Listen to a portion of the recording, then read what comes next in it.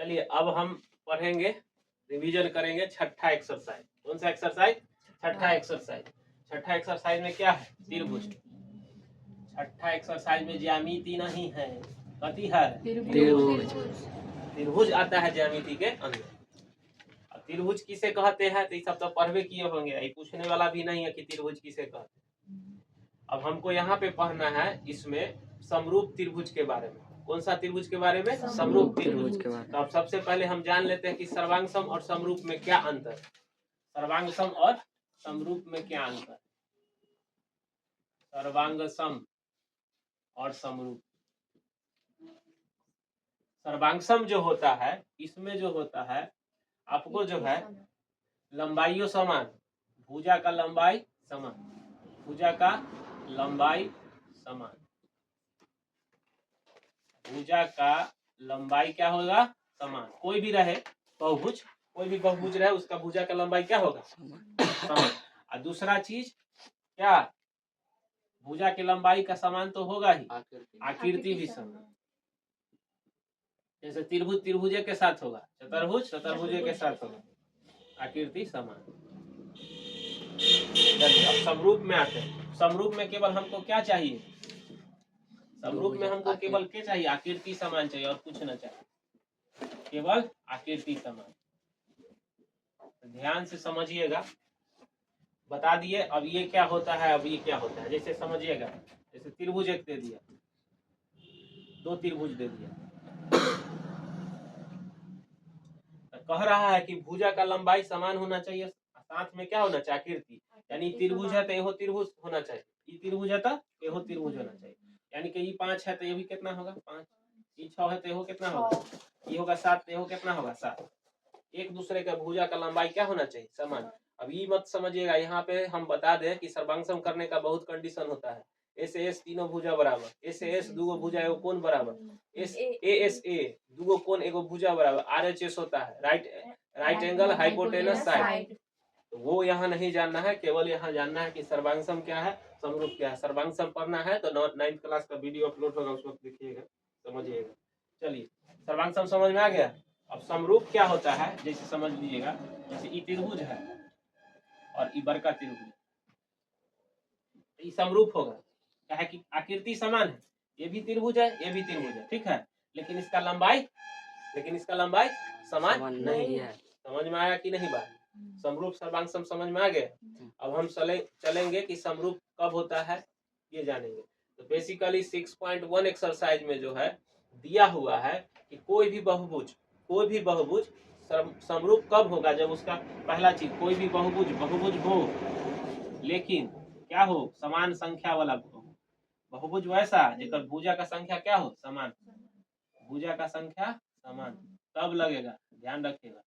भुजा का संख्या समान होगा, ये पूछता है 2 नंबर वाला क्वेश्चन में पूछेगा कि कोई भी बहुभुज जो जिसकी भुजा की संख्या समान है उसके समरूप करने के शर्त लिखे। 2 शर्त होता है, 6 सब लिखे। पहला, संगत कोण बराबर, संगत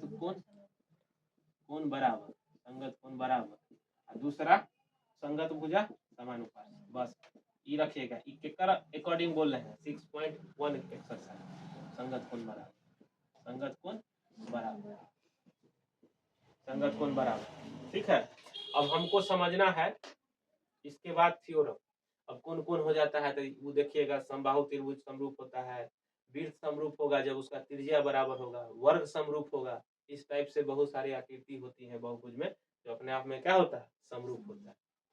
चलिए अब हमको जो समझना है, 9 थ्योरम समझना है। छठा एक्सरसाइज में टोटल कितना थ्योरम है? 9। तो 6.1 से शुरू करेंगे और 9 तक जाएंगे। तो सबसे पहला 6.1 पर आते हैं। 6.1 थ्योरम जो है हेल्स थ्योरम है। क्या है? हेल्स थ्योरम। हेल्स थ्योरम क्या कहता है कि कोई त्रिभुज है, ठीक है, अगर इस त्रिभुज में एक भुजा, कोई भुजा के समांतर अगर खींचते हैं रेखा, इस त्रिभुज में कोई भुजा के समांतर अगर खींचते हैं रेखा, जैसे मान लीजिए कि खींच दिए ऐसे समांतर, डी समांतर बीसी अगर खींच दिए, इसी त्रिभुज में एक भुजा के समांतर खींची गई रेखा अन्य 2 भुजाओं को समान अनुपात में विभाजित करती है। देखिए ये रेखा कहाँ काटा? डी पर, एकरा कहाँ का था ई पर, तो ई दोनों के समान अनुपात में विभाजित करेगा, यानी कि AD बटा DB बराबर AE बटा। कोई दिक्कत? थेल्स थ्योरम रहेगा। या तो ज्यादा चांस है एक्सपेक्टेड क्वेश्चन हम बोले थे लॉन्ग वाला, तो आप लोग जो अगर ऑनलाइन जो देखते हैं मेरा वीडियो अगर देखते हैं तो बता दें कि जितना भी थ्योरम है छठा एक्सरसाइज का और 10वां एक्सरसाइज, छठा एक्सरसाइज में 6.1, 6.2, 6.6, 6.8 और 6.9 5 गो थ्योरम हुआ। उसके बाद 10वां में 10वां एक्सरसाइज 10वां चैप्टर में शायद 2 या 3 थ्योरम है। ये थ्योरम देख के जाइएगा, ये 7-8 थ्योरम में से एक क्वेश्चन पक्का आएगा। ये पैटर्न है, थ्योरम से एक क्वेश्चन पक्का आएगा 5 नंबर वाला। ये 5 थ्योरम पर अब तो समय नहीं है प्रूव करने का, अब जहां भी पढ़े होंगे वहां जो बताया गया होगा थ्योरम उसको अच्छे से देख लीजिएगा। ये 5 थ्योरम हुआ छठा एक्सरसाइज से, और 10वां चैप्टर से जो है 2 थ्योरम है उसको देख लीजिएगा। ये थ्योरम से एक पक्का आता है, जैसे पिछला बार आया था 6.6 थ्योरम, किसी त्रिभुज के क्षेत्रफल का अनुपात उसके संगत भुजाओं के वर्ग के अनुपात के बराबर होता है, उसको सिद्ध करना था। तो हम अभी 6.1 बताए, 6.2 देख लीजिए साथ में ही, थेल्स अपोजिट होता है। 6.2 क्या होता है? थेल्स अपोजिट, इसी का उल्टा, इसी का उल्टा। अब क्या कहेगा? पहले कहा कि समांतर होगा तो भुजा समानुपात होगा, अब कहेगा कि भुजा समानुपात होगा तो समांतर होगा। बस तो अब कह रहा है कि AD बटा DB अगर होता है और AE बटा EC होता है तो क्या होगा? DE समांतर BC। बस यही ध्यान रखिएगा। 6.1 कह रहा है कि समांतर होगा तो भुजा समानुपात, और 6.2 उलट दिया जिसको कहता है थेल्स बिलो। अब कह रहा है कि अगर भुजा समानुपात होगा तो क्या होगा? समांतर। जैसे इसको अगर शब्दों में लिखिएगा, यदि कोई रेखा किसी त्रिभुज के 2 भुजाओं को समान अनुपात में विभाजित करती है तो वह रेखा तीसरी भुजा के समांतर होती है। दोनों थ्योरम क्लियर हो गया। अभी हम बताएंगे 6.3, 6.4, 6.5। चलिए अभी जगह नहीं है, कट करिए। चलिए अब देखेंगे 6.3 थ्योरम। बहुत अच्छा, 6.3 थ्योरम देखेंगे। 6.3 थ्योरम में जो है कह रहा है कि किसी एक त्रिभुज का संगत कोण किसी दूसरे त्रिभुज के संगत कोण के बराबर हो तो भुजाएं समानुपाती हो। किसी एक त्रिभुज के संगत कोण किसी दूसरे त्रिभुज के संगत कोण के बराबर हो तो भुजाएं समानुपाती। जैसे 2 त्रिभुज हो गया ना, ABC DEF। ध्यान रखिएगा, ऐसे कह रहा है कि ये कोण के बराबर हो जाए, ये कोण के बराबर हो जाए, ई कोण बराबर। ये तो एकदम साधारण भाषा में, ऐसा जरूरी ना है कि कोण ये के बराबर होगा, ईओ के बराबर हो सकता। अगर मान लीजिए ऐसे दे देता है कि त्रिभुज ABC समरूप है त्रिभुज EDF के, तो ध्यान रखिएगा कि A बराबर क्या होगा? E, B बराबर क्या होगा? D, C बराबर F। ई ना कि DEF हो जाएगा तो D हो जाएगा A के सामने, मुंह मिल रहा है इधर से इधर, नक्शा तो नक्शा मिला दे, ऐसा ना होता है, ध्यान रखिए। ठीक है, तो कह रहा है कि इसमें कि संगत कोण बराबर हो तो भुजाएं क्या होती है? समानुपाती, और त्रिभुज क्या होंगे? समरूप। यानी कि कहने का मतलब हुआ कि A बराबर अगर D दे दिया है, इसको नहीं लेकर चलिएगा अभी, ये तो हम समझाने के लिए बता दिए। मान के चलिए कि ABC और DEF समरूप है, अभी के लिए क्या है? DEF। A बराबर क्या होगा? D, B बराबर क्या होगा? E, C बराबर क्या होगा? F। हुआ तो 3 कोण जब बराबर होंगे तो भुजा क्या होंगे? समानुपाती। ए के सामने कौन है? BC, डी के सामने कौन है? EF। एकदम देख लीजिए कैसे भुजा समानुपाती होता है। बी के सामने कथी है? AC, और ई के सामने कथी? DF।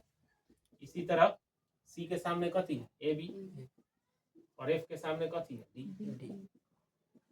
तीनों भुजा समानुपाती। एकरे उल्टा है वो, त्रिभुज जब होगा तो त्रिभुज क्या हो जाएगा? समरूप। तो समरूप ऊपर लिख दिए।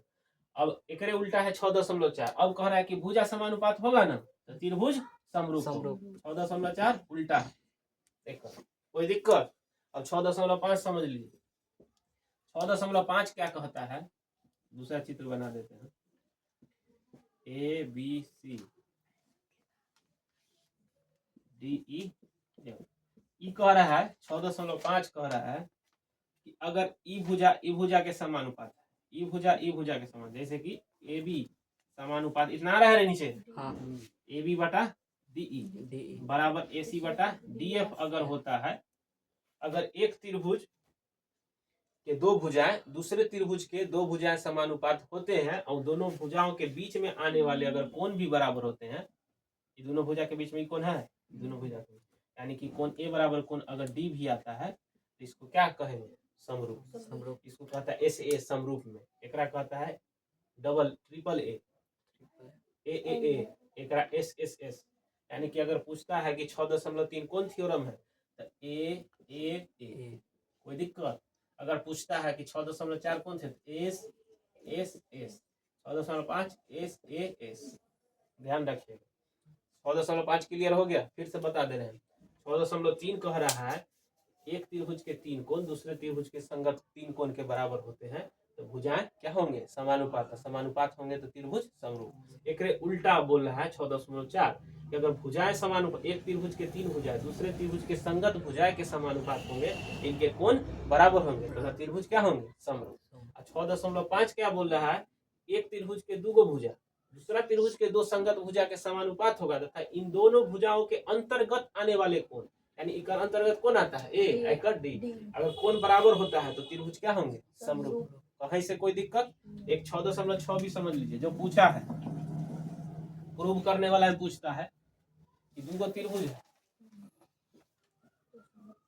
ए बी सी और डी ई एफ है, कह रहा है कि 2 समरूप त्रिभुज के क्षेत्रफल का अनुपात उनके संगत भुजाओं के अनुपात के वर्ग के बराबर होता है।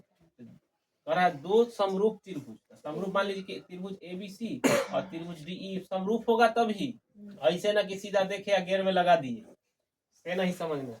कथी है, समरूप है तब जब दोनों त्रिभुज समरूप होंगे तो दोनों के एरिया, त्रिभुज ए बी सी और त्रिभुज एरिया ऑफ त्रिभुज डी ई एफ जो होंगे इनके संगत भुजा, तो ए बी के संगत डी हो जाएगा, मान लीजिए ए बी बटा डी के होल स्क्वायर बराबर, इसे ऑब्जेक्टिव आता है बी सी बटा ई एफ के क्या होल स्क्वायर, इसी तरह ए सी बटा डी एफ के क्या होल स्क्वायर, माइक कौन है ना, ए सी बटा डी एफ के होल स्क्वायर। समझ में आया कि ना बात, यानी कि संगत भुजाओं के वर्ग के अनुपात। ऐसे क्वेश्चन बनाता है कि दे देगा कि इसका एरिया का अनुपात निकालिए और ए बी बटा ए बी दे दिया है 5, अब डी ई दे दिया है 4, तो क्या हो जाएगा क्षेत्रफल का अनुपात 5 25 और 4 चक 16, स्क्वायर कर दे। अगर ई दे दिया, ई पूछ रहा है तो रूट निकाल दे, स्क्वायर रूट वर्गमूल, कहीं से कोई दिक्कत। इस तरह इस वीडियो में 6.3 6.4 6.5 6.6 बता दिया गया, अब बचा है 6.7 8 9 जो भी। चलिए अब 6.7 और 6.8 और 6.9 रिवीजन करेंगे थ्योरम को, और उसके बाद छठा चैप्टर को समाप्त किया जाएगा। तब उसके बाद जो बाकी बचेगा चैप्टर उसको भी अपलोड किया जाएगा, लेकिन एग्जाम से पहले हो जाएगा, 15 तारीख तक पूरा कंप्लीट करना है। चलिए अब आते हैं 6.7 में। 6.7 कहता है कि कोई समकोण त्रिभुज है, क्या है, कोई समकोण त्रिभुज है, इसके समकोण वाले शीर्ष से अगर कर्ण पर लंब डाला जाता है, कोई समकोण त्रिभुज है, इसके समकोण वाले शीर्ष यानी बी से कर्ण पर लंब डाला जाता है। ध्यान रखिएगा कोई भी समकोण त्रिभुज होता है तो उसमें जो 90 डिग्री बनता है ना, उसका सामने वाला क्या होता है, कर्ण होता है। तो कह रहा है कि समकोण, किसी समकोण त्रिभुज में समकोण वाले शीर्ष से अगर कर्ण पर लंब डाला जाए, अल्लाह आवाज ना,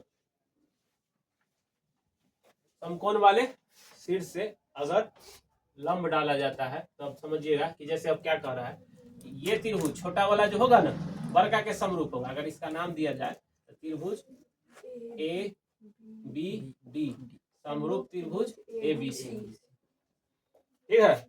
और उसके बाद त्रिभुज बी डी सी, छोटका जो होगा त्रिभुज बड़का के होगा। यही कह रहा है कि अगर एक समकोण वाले शीर्ष से कर्ण पर लंब डाला जाता है, ये भी है 90 डिग्री, ये भी है 90 डिग्री, तो पहला चीज कहा कि छोटका जो होगा बड़का के समरूप, ई छोटका बड़का के, फिर ई छोटका बड़का के, फिर जब ई दोनों एक दूसरे को समरूप हो गया ए बी सी के, तो एक दूसरे को ना हो जाएगा, दोनों छोटका क्या हो जाएगा, एक दूसरे का समरूप। तो वही बोल रहा है त्रिभुज ए बी डी जो होगा समरूप हो जाएगा त्रिभुज कथी के, बी डी सी। ध्यान से थ्योरम सुन लीजिए कि किसी समकोण त्रिभुज में समकोण वाले शीर्ष से कर्ण पर लंब डाला जाता है, तो इससे बने जो दो त्रिभुज हैं बड़े वाले त्रिभुज के समरूप होंगे, साथ ही में परस्पर एक दूसरे के क्या होंगे, समरूप होंगे, परस्पर एक दूसरे के समरूप होंगे, परस्पर एक दूसरे के समरूप होंगे।